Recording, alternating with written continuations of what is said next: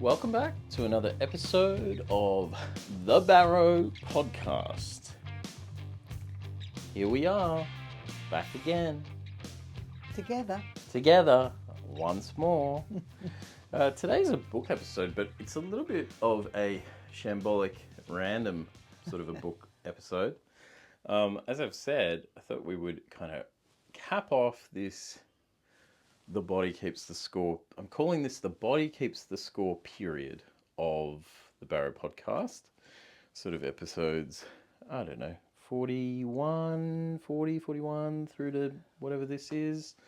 Yeah, we're in our kind of, I don't know, something phase. Yes. But here next to me, if you're watching, and you can watch on the YouTube, I have got an enormous stack of self-help manuals and guides and psychological textbooks. Must read. Well, you must read them if you are in a certain place in life, I suppose. But I don't know whether I'd call them must-reads for anybody else. Although, you know, who knows. But, yeah, these textbooks I thought were worth mentioning because it's sort of like, I couldn't pick one title, right? I mean, obviously there's like 10 there, maybe less. But there's also many, many more that you can't see.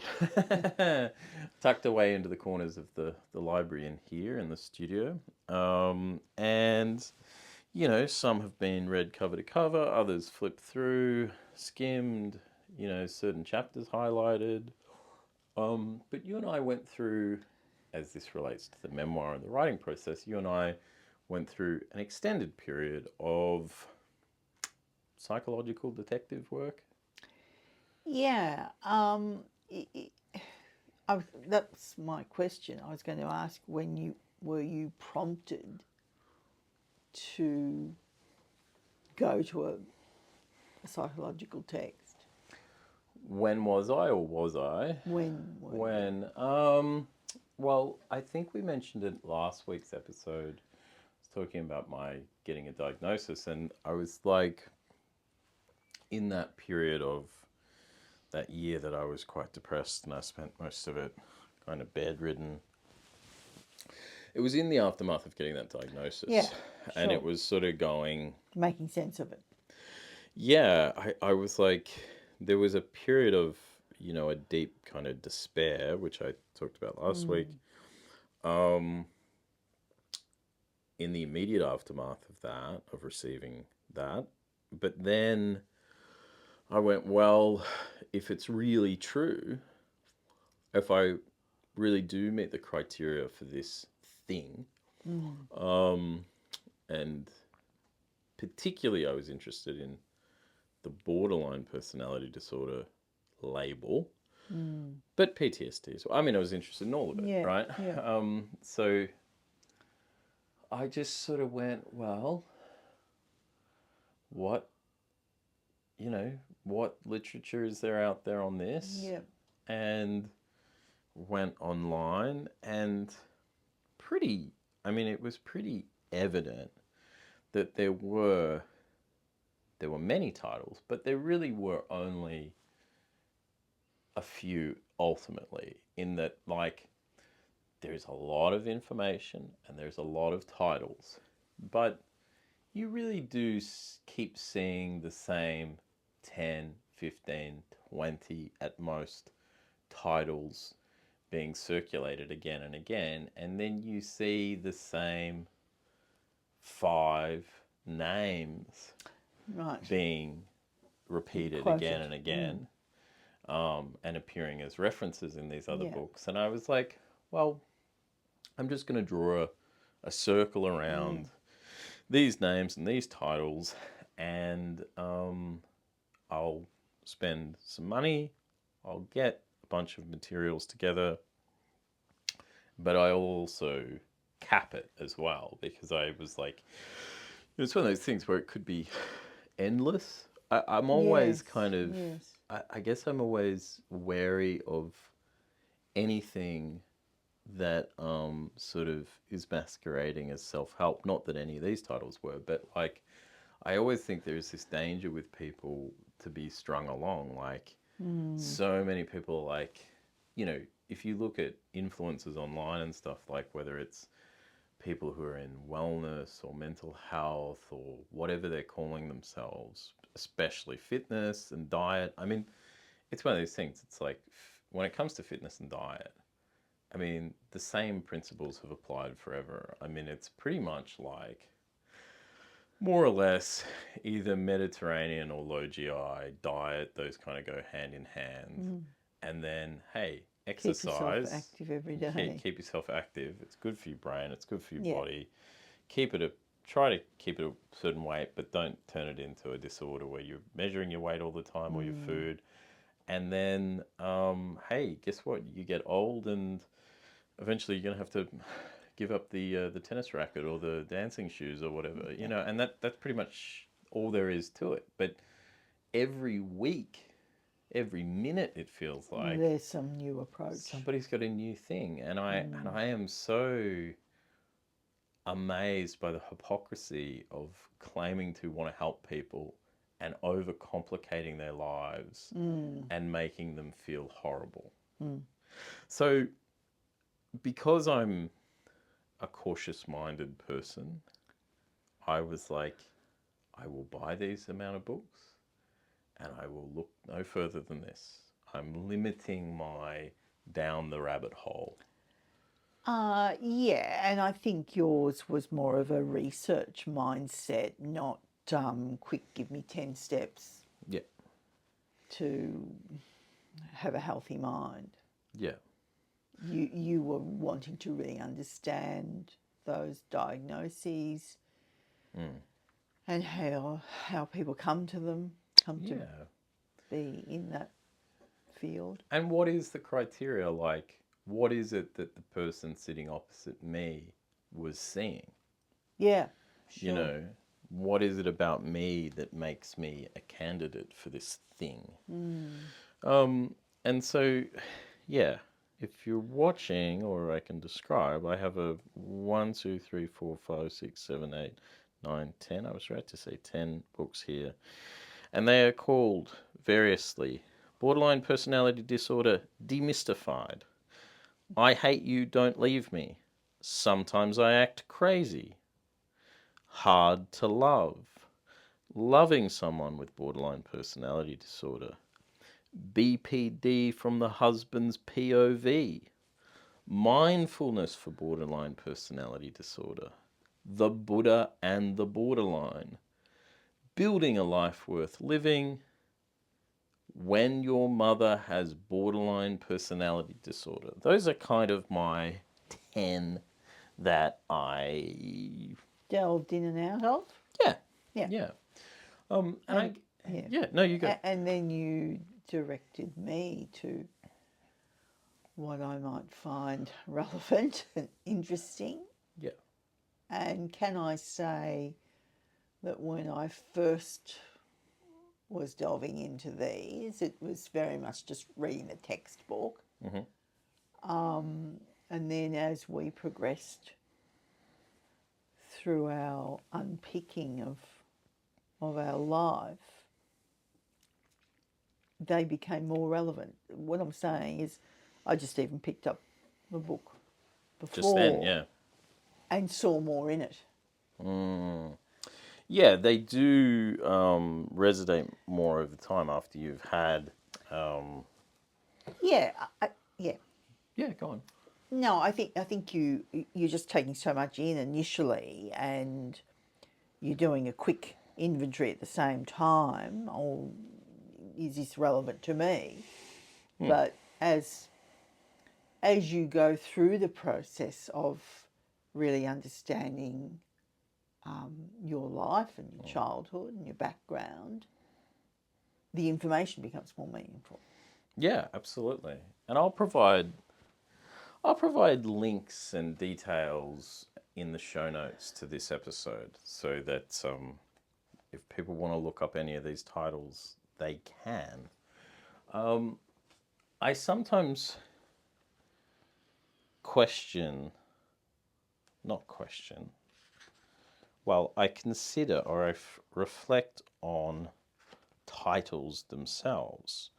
What's in a title? What does a title mean, right? And I guess of all these, what I found was a source of despair as well as anything else is what these titles actually say, which is, how to keep out of control emotions from destroying your relationship, implying that you're likely to destroy your relationship. This one is called Hard to Love.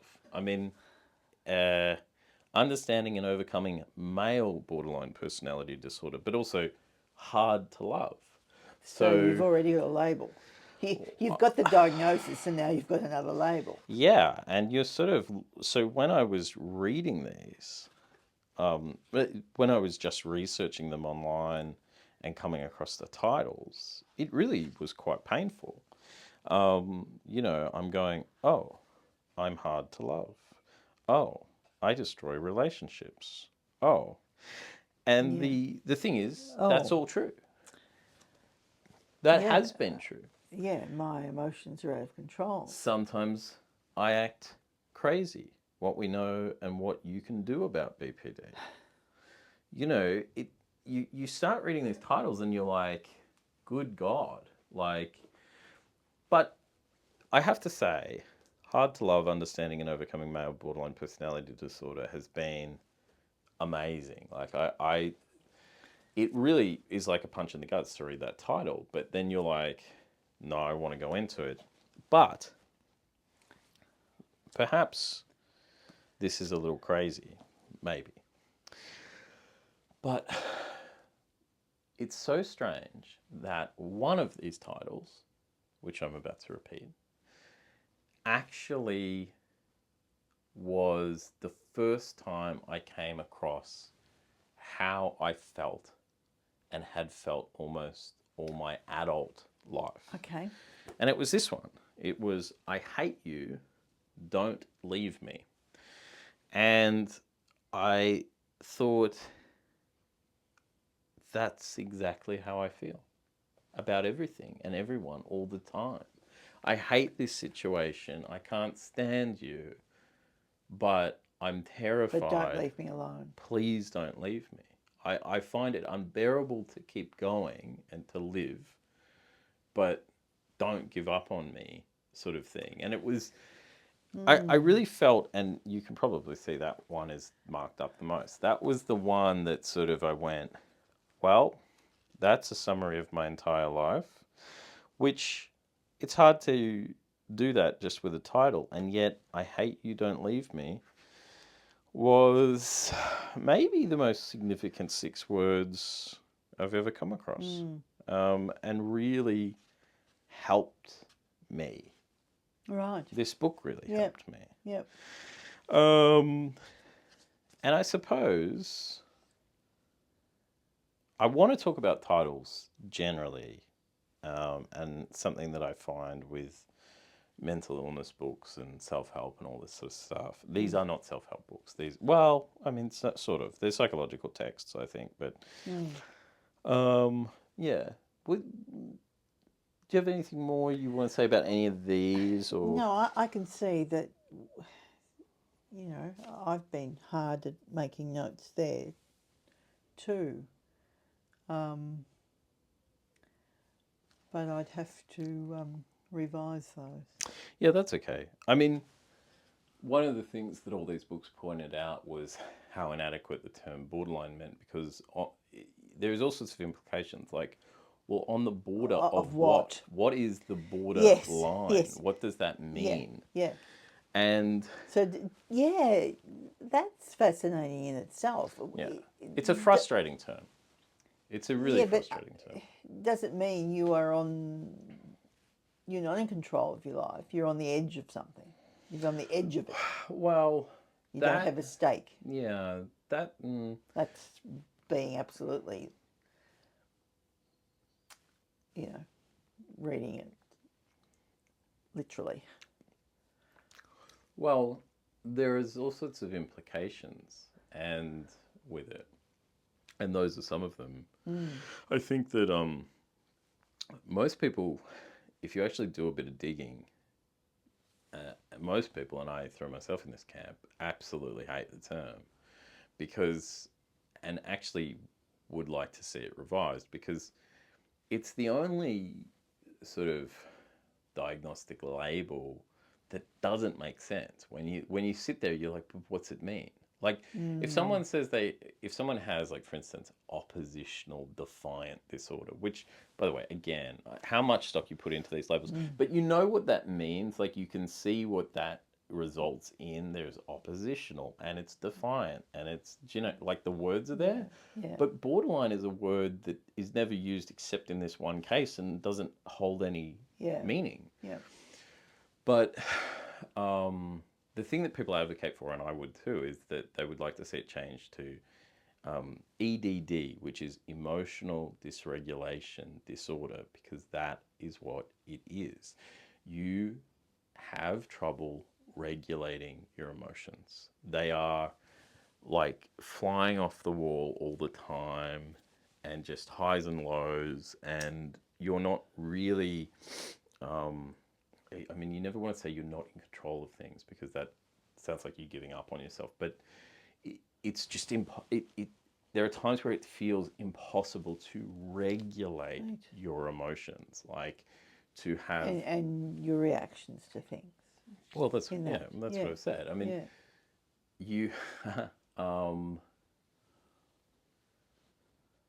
it's not just about the fluctuations between emotions, but like the degree of them, so the intensity of them, but also how appropriate they are. Like contextually, like you might feel, and this is how I have felt, is that like something that everybody expects you to have a positive reaction to, you have a negative reaction.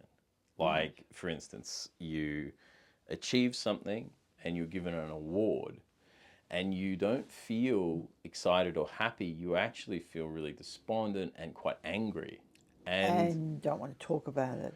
Yeah, it could be anything, but it's what I'm saying is that it doesn't line up in an appropriate way according to everyone else. Yeah. And it's not like you're unaware of that. Like, self-awareness has nothing to do with these things. Yeah. Like, that's kind of this funny gray area as well. It's like, well, how can you be aware of it and not fix it? And it's like, well, that is kind of the crux of why it's so frustrating and difficult to live with, and why you need sometimes, intervention, psychiatric, help, medication, whatever. It's like, I can see how I'm not behaving like I should or reacting like I should, but this is you are literally getting my reaction. I'm not doing it on purpose. I'm not, and that's why it's so frustrating. And so that's why emotional dysregulation disorder would be a better name for it. And also because borderline has become a pejorative term. Borderline is like the new hysterical. Oh. It's like the modern hysterical. Right. Like, oh, she's borderline. Oh. Neurotic, hysterical, shrugging, crazy. Yeah.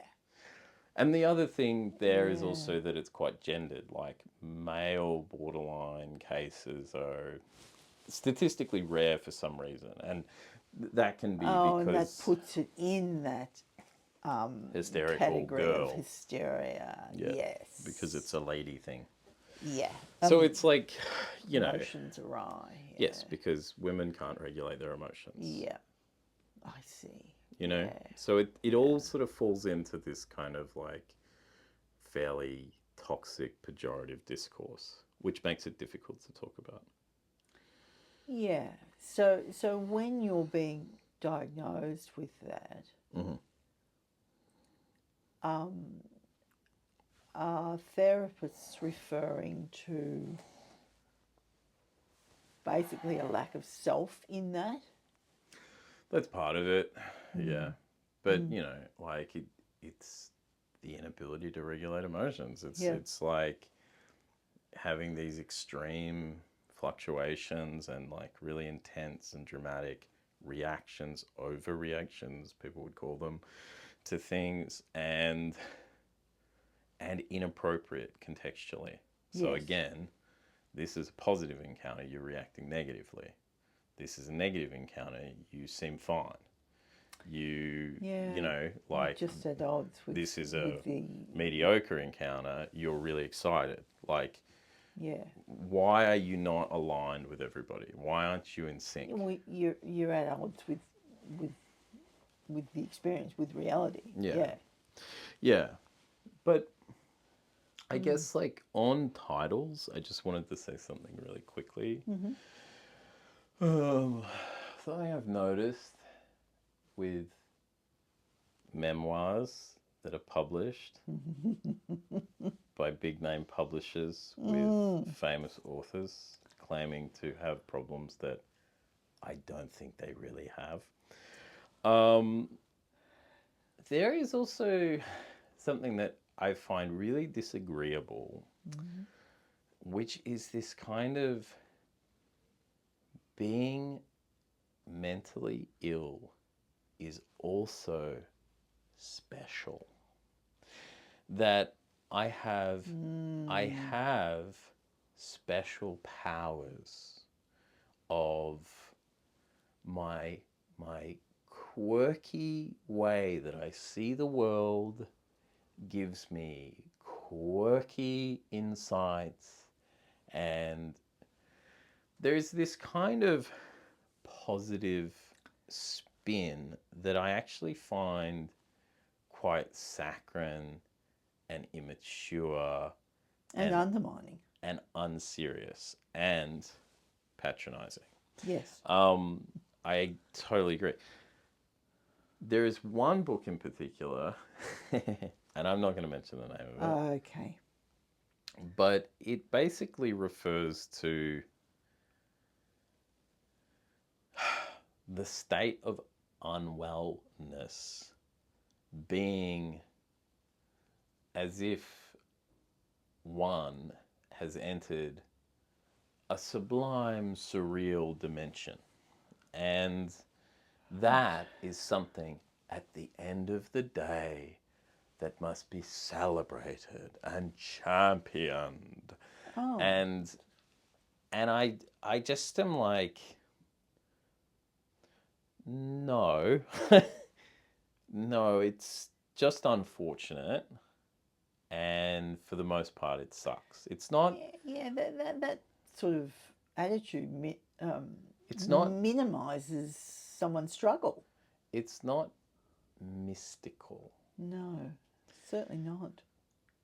And okay, I find that when people, and this is why I have such an aversion to the discourse, and I had such an aversion to this label, and I had such an aversion to ever talking about this stuff. Yes.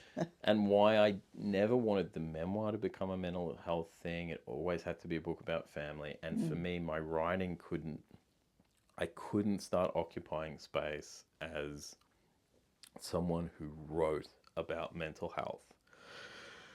I'm happy to advocate. I'm happy to sort of like offer people counsel. But like as a writer, it just seems not that interesting to me. It's not that substantive, which goes back to the body keeps the score, which is like, yeah, labels are great, but the root cause and the social factors and people, like the story, that's what's interesting. Yeah, the life that's being lived. The life. And I think that like when you become like a cause person or a causes writer or something, I get really paranoid about being boxed into that. Yeah. And because it's like, I don't want to get ghettoized. I don't want to be marginalized. Well, that's where the labels become paramount. Yeah. Yeah. So, look, those resources have really helped me. Um, and I think they've helped you to some extent. Yeah. Both on an academic level and a real level, because it's helped me identify some things that have happened. Yeah. Yeah. Yeah. And personality traits. Yeah. Again, like, it's like what we said with, I keep saying this house of grief. The body keeps the score. I cannot stop saying this house of grief. I go to say it every time. Yeah, as I said when we did The Body Keeps the Score, it's like a framework is great. A foundation that medication can provide is great, but not more than that. It's as significant as that, yes. which is really significant, but it's not the whole thing. And these books have been very useful, but you know, I've used them now. Yes. You know? Well, they've been part of Yeah. what we've been doing. Yeah. I worry that this conversation is going to come back to bite me one day where somebody's like, you said you would never write a mental health book, and I've put out how I overcame a struggle with borderline personality and learned to trust in the wisdom of my quirky nature.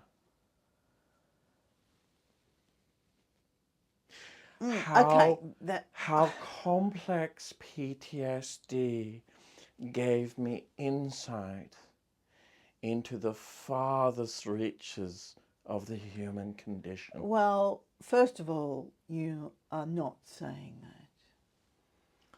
How ADHD, how I made ADHD the productive tool others don't yet know it to be. I think we might have had enough of that. No, he's going to go on. No. We have been talking about a family that because of and for many various reasons became dysfunctional, and the effects and the consequences of that. And in that process, yes, we have looked at particular mental health disorders.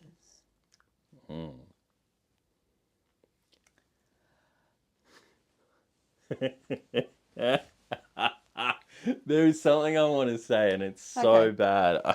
No. Oh.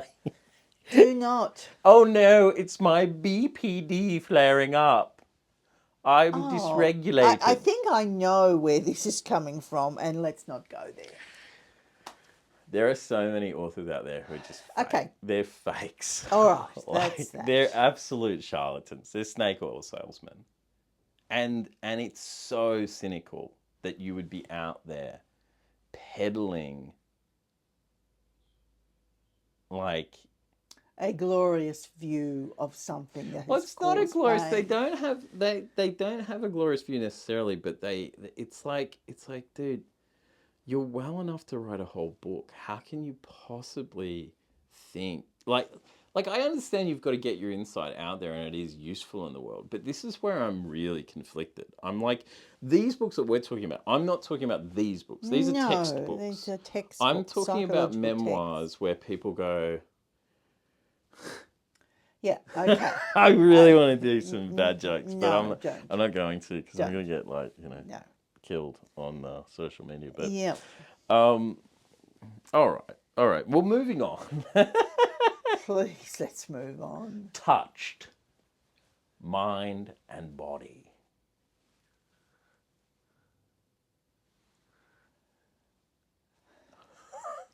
I don't know what to say, really. All right. Let's be serious. I can't take this seriously. It's my BPD flaring Stop. up. See how it can quickly become an excuse? I probably will edit this out. I think I'm just going to edit this out. All right, I'll edit this out. Note to self, editing this out.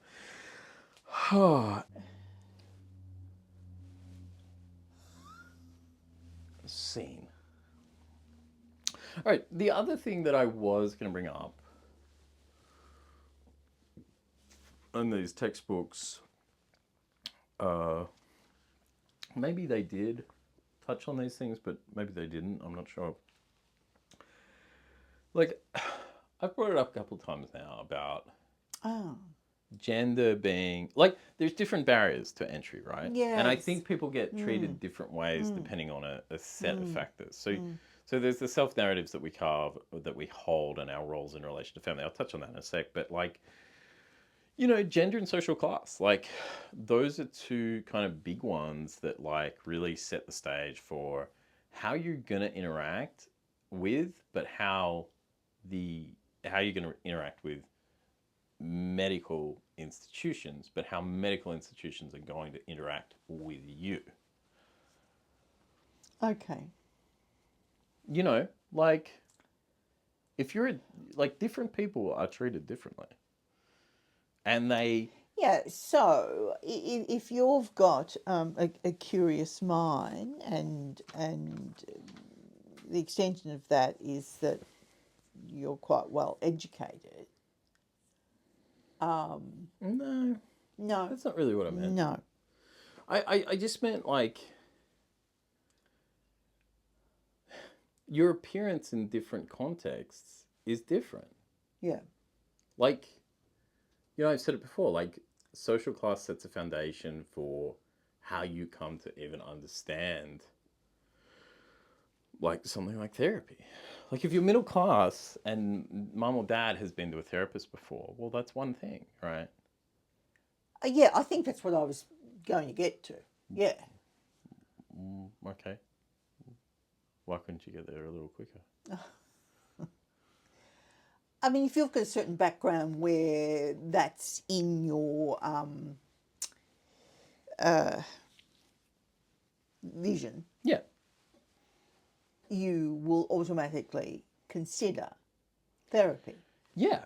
But if you are from a family that's never had any interaction with that kind of side of medicine, it's just not going to be seen as important. It's not available to you. Just, you don't have an awareness of it. So Yeah. So there's that. But then I think also, like, gender plays into it. And like, I know, like, women have a take on, you know, their appearance within a medical context. So I mean, like, this comes from, like, we used the word hysterical before, and I said borderline's kind of the new hysterical. It's like, you know, women showing up and saying, like, I have certain issues or feelings, and not sort of being taken seriously or told, well, it's probably because of this. It's probably your period. It's probably this. And if it's not, well, you know what women are like. Da, da, da, da. I think that a similar thing happens to men in a different way. Yeah, tough it out. We don't have to talk, sort of thing. No. Okay. All right. Do I have to do the whole show by myself?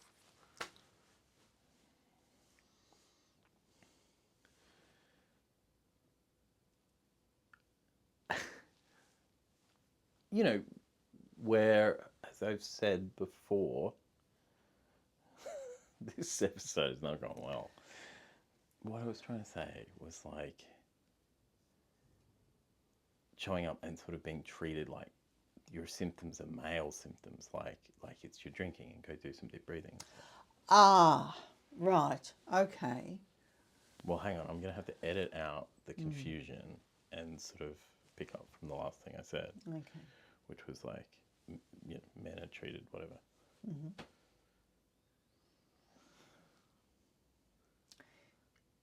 Yeah, see, I would speak to a different kind of experience.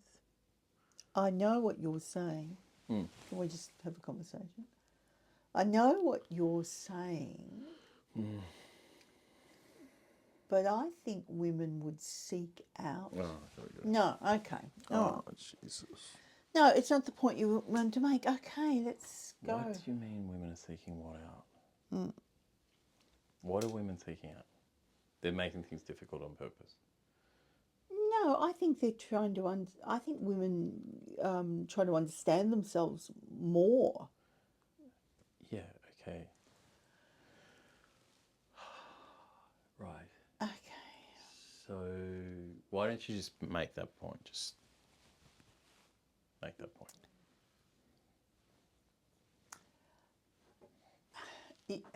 Okay. Can you explain a little bit more about how you see masks? Oh, like barriers? Barriers. Or whatever. Yeah, no. To seeking help.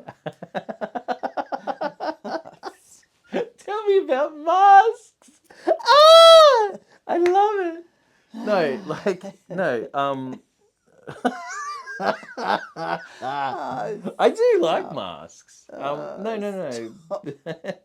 Things that conceal. No, I just meant that, like, all I was saying that was, like, on a basic level, you got social class and different relationships with different professions and lines of things. I mean the other thing too is, like, when it comes to social class, it's like people who are psychiatrists and psychologists aren't working class, so their children aren't. Do you know what I mean? Like so there's this whole field of vision, as you say, and then when it comes to gender, it's like I don't know what the experiences are for everybody else, but I just know that, like, you know, you hear of women kind of. It's not that they're not always taken seriously in medical facilities, because that's not true. But there is, like, often people sort of cite, like, I went there with this and I was kind of told to ignore it, or I was whatever. And so there's this kind of, like, or I think women are thought not to have particularly high pain thresholds. So, they're probably making too much of something that's not such a big deal, really. Like, there's things like that have occurred historically, right? Yes. And so I don't know how much that plays out today or in the mental health world necessarily, but obviously we have that term hysterical and the connotations around that. There is kind of like a similar thing that happens with men, but like it's adjacent. I wouldn't say that it's similar. You know, my experience was, like, every time I was showing up in a kind of like mental health setting, I just kept getting talked to about my drinking. So it's the symptoms and the behaviours, not the reasons behind it. Well, you're a guy, so you are just drinking because you're a guy, and men need to curb their drinking because men drink too much, and it's sort of like on that level. Yeah, sure. And I'm like, okay. And I'm like, no, my problems are bigger than my drinking and having a dick. Like, they're bigger than that. But there seemed to be, like, my gender was kind of like a mask concealing what the deeper problems might be. Yeah. Yeah. And I think that is a shared thing for both men and women. It's different, you're perceived in different ways, but the gender is kind of obscuring, oh, this person actually has some deeper issues here. You're not getting to the root of the problem or why you're, exhibiting certain behaviours. Yeah. Yeah. Sure. And I certainly would later feel like I was being treated solely as a male. Right. Okay. Particularly in academic settings. Oh, Later. yeah. like that played out where I'm like, I don't think anyone here sees me as anything other than a man. And that became really frustrating. Like, I couldn't be more than that. Or there wasn't anything deeper than that to me. Yeah, you were the face of that gender. The Yeah, it really got in the way. Yeah. It really got in the way. Just let that play out. It's a tough episode. Yeah. But what were you going to say about women digging deeper? Well, again, I'm probably mouthing a cliche that sort of, I'm speaking very generally. Women want Oh, I believe that. or seek more answers all the time about a number of things, including their own health. Yeah. Yeah, potentially. And would be more willing to try to see different kinds of professionals. Yeah. That's, Yeah. No, probably a huge generalisation to make, no, but not really. I mean, like, there's a stereotype of like men not engaging with things. I think that's bears out more or less. yeah, and look, I think that's more openly talked about these days. Men needing to be more open about lots of things. Certainly. Yeah. And it's certainly being talked about these days that women are often not taken seriously health-wise. So I don't know what else I can say there. I think we've exhausted ourselves on this one. Yeah. I was going to talk about these like material comforts and Yeah. I feel like you just tapped out. Like we've done too many in the last few days, and we're just done. Is that what's going on? Maybe, I don't know.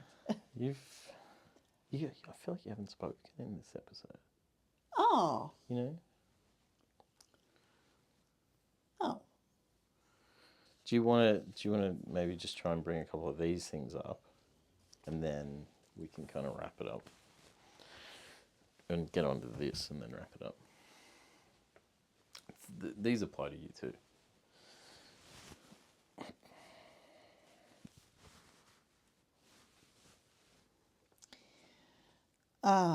That's where I got on to the masks. Oh, okay. Sure. The masks of trauma. I wrote that down, yeah. Yeah. Because in that you're talking about both you and I seemingly having this comfortable life, materially well off, also very capable in our academic life.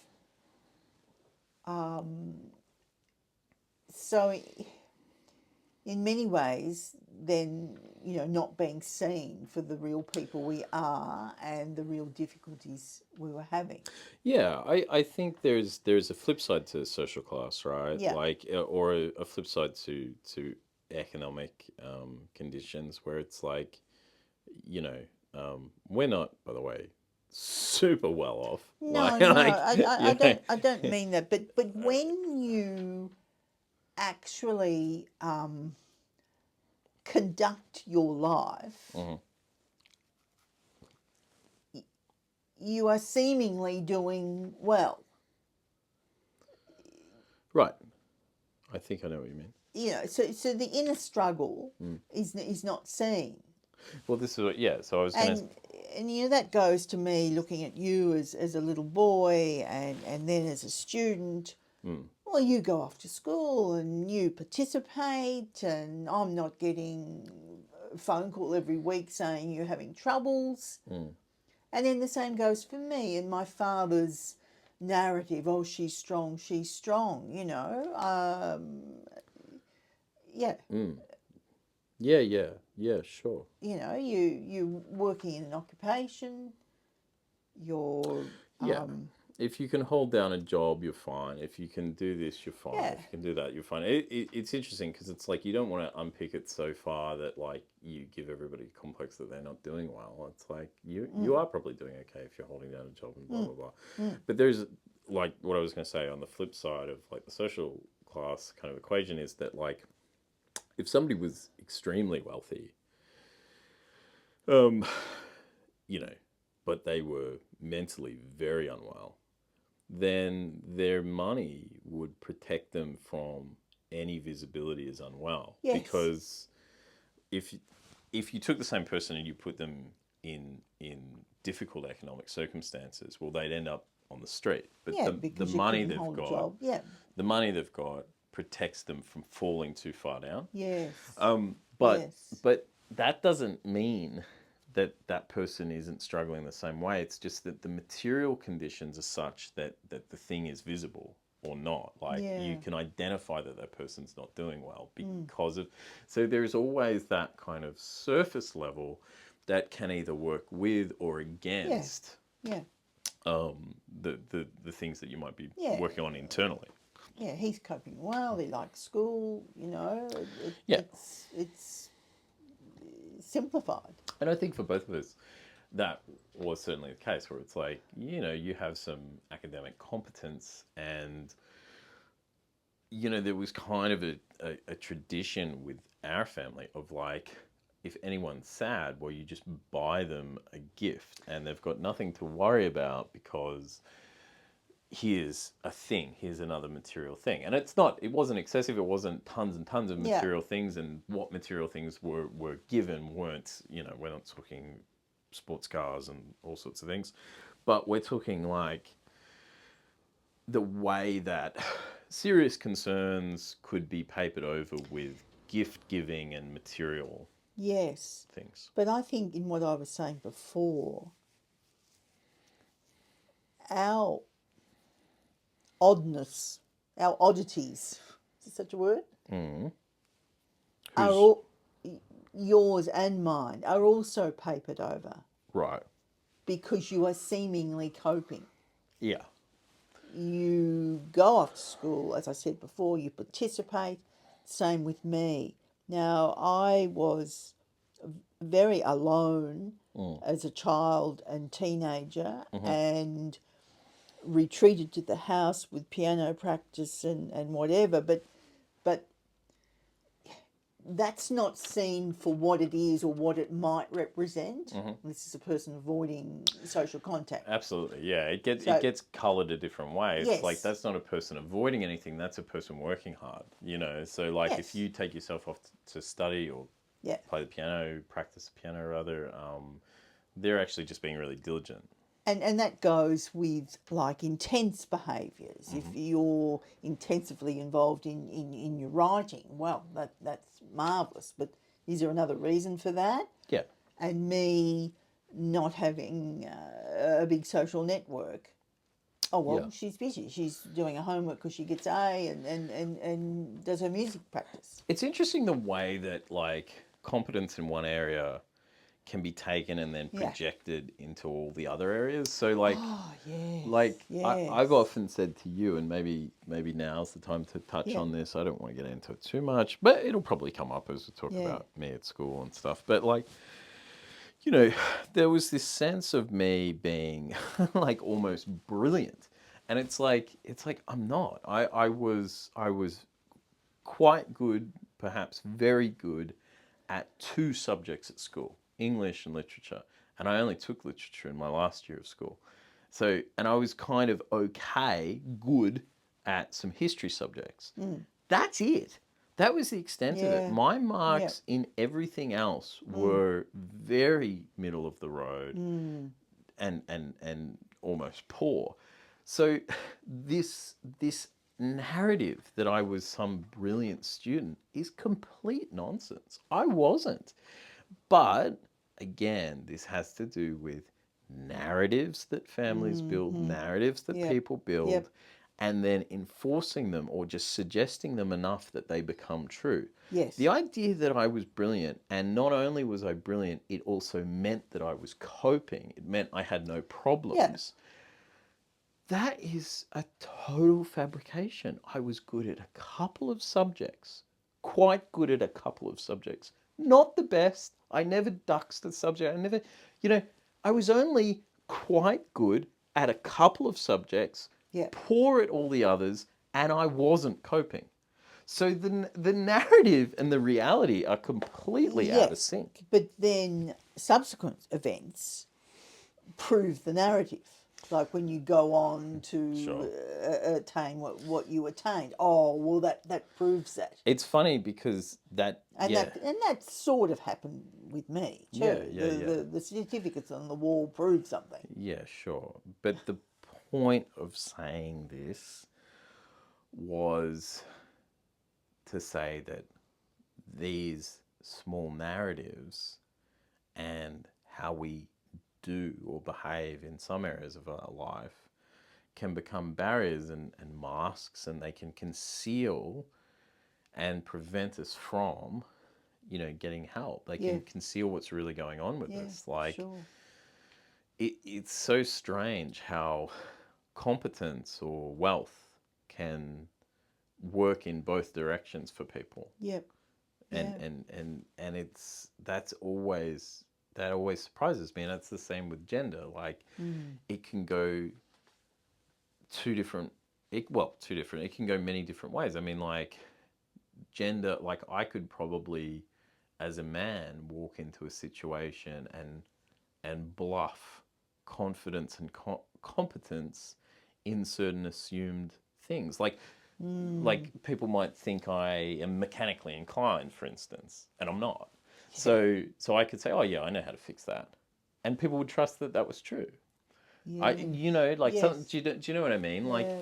Like, it's so funny to me how what we are signals so many things which may not be that true. may not line up with what we're experiencing at all. And that really is kind of fundamental in this kind of like borderline stuff, or at least my understanding of it and my experience of it is like, nothing that I'm feeling and what I'm experiencing is lining up, and how I'm perceived isn't lining. Like, nothing is lining up. It's just all over the shop. And really, this whole period of time, like trying to get myself back on track, and for you too, I imagine, it's almost like finally getting everything aligned. Yes. Like, my feelings are aligned with my experience of day to day. And people perceive me as I feel and experience. And it's all starting to line up. That makes sense. Yeah. You're making sense of yourself. Yeah. Yeah. Do you feel that way? Yeah. Yeah, I think so. Yeah. Yeah, I definitely do. And feeling out of alignment is horrible. Disorientating. Yeah, well, you're always on edge. Always. Absolutely. Do you think this is the worst episode we did? I think it's probably the worst one. I think it's our worst effort so far. I think you could go back and resurrect bits, maybe. This is one of those ones that's going to get made in editing. Well, see how much that can work. Or otherwise it's a redo. Oh, man. I don't know. I tell you what, I'm glad to be out of the woods with this kind of talking about mental health stuff because to be honest, and maybe it's insecurity on my part, I don't feel equipped. Yeah. I don't feel that equipped to talk about it. I don't know why. I just don't. Maybe I don't want to. Maybe that's my problem. I think it's still part of you don't want to. You never wanted to open up publicly because you saw that as playing the victim. Yeah. Can I say that? I still do. I really do. Just give me some grace in saying that. I'm not putting that on other people. No. But I think in the end, it's just part of what we've been working through. So it had to be looked at. Oh boy. I know. I don't know. As we've done the last series of episodes and the body keeps the score and all that, I don't know. I feel, I probably don't sound so bad, but I feel sort of increasingly like I'm like tightening up. I'm like, I just don't find it as interesting as I find like action. Like this is introspection without action or something. That's right. That's true of you. Yeah. Yeah. I don't know.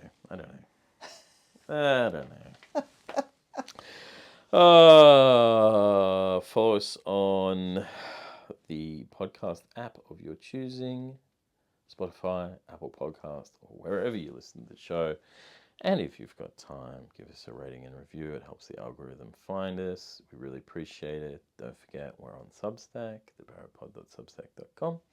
And, go and check out my other videos that I make on YouTube, all of which I have the same insecurities and hesitancies and doubts about, and yet I'm uploading them anyway as, I'm doing it as part of this. I'm sort of like reflecting on how I feel as we go through the process of making the show. It's all out there. There is a whole treasure trove of goodies to get your mitts on. So yeah, see you next week. Bye.